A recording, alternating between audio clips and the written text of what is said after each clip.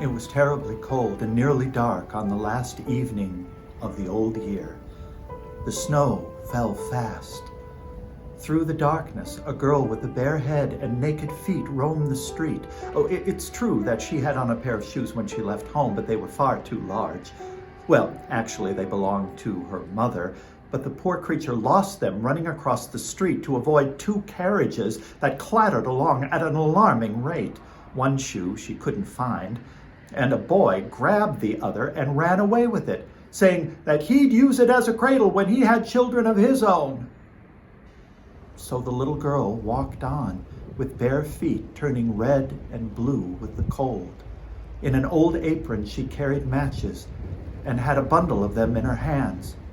"Matches! Matches for sale!" No one bought anything the whole day, and no one had given her even a penny. Shivering with cold and hunger, she crept on. The snowflakes fell on her fair curls, but she regarded them not. Lights shone from every window, and the savory smell of roast goose hung in the air, for it was New Year's Eve. Yes, she remembered that.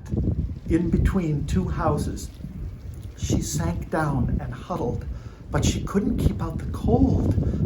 Oh, perhaps a burning match might help. She struck it against the wall. Scratch! How it sputtered as it burned. It gave a warm, bright light like a little candle. She held her hand over it. It was really a wonderful light. It seemed that she was sitting by a large iron stove with polished brass feet and a brass ornament. How the fire burned, so beautifully warm. The child stretched out her feet as if to warm them when, lo, the match went out and the stove vanished.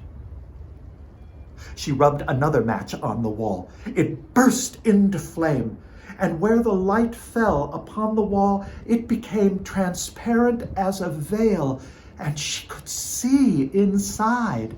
The table was covered with a snowy white tablecloth, on which stood a splendid dinner and a steaming roast goose stuffed with apples and dried plums. Then, still more wonderful, the goose suddenly jumped down from the platter and waddled across the floor to her. But the match went out, and there remained nothing but the thick, cold wall. She lit one more match and found herself sitting under a beautiful Christmas tree. It was larger and more gloriously decorated than the one she had seen through the glass door of the rich merchants. Thousands of candles glowed on the green branches, and colored ornaments like those she had seen in the store windows sparkled upon her. The girl stretched out her hands toward them just as the match flickered out.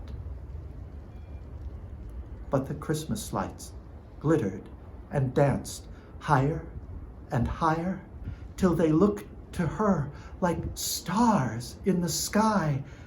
Then she saw a star fall, leaving a bright streak of fire. Someone's dying, thought the little girl. For her grandmother, the only one who had ever really loved her and who was now dead, had told her that when a star falls, a soul is going up to God.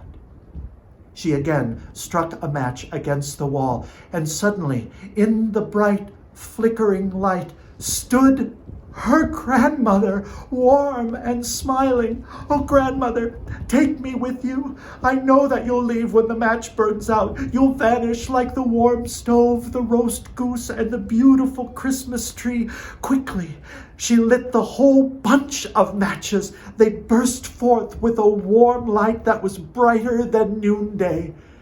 And her grandmother, kind and beautiful, enfolded the little girl into her arms, and upwards they flew, far, far above the earth, where there was neither cold, nor hunger, nor pain, but only brightness and warmth and joy.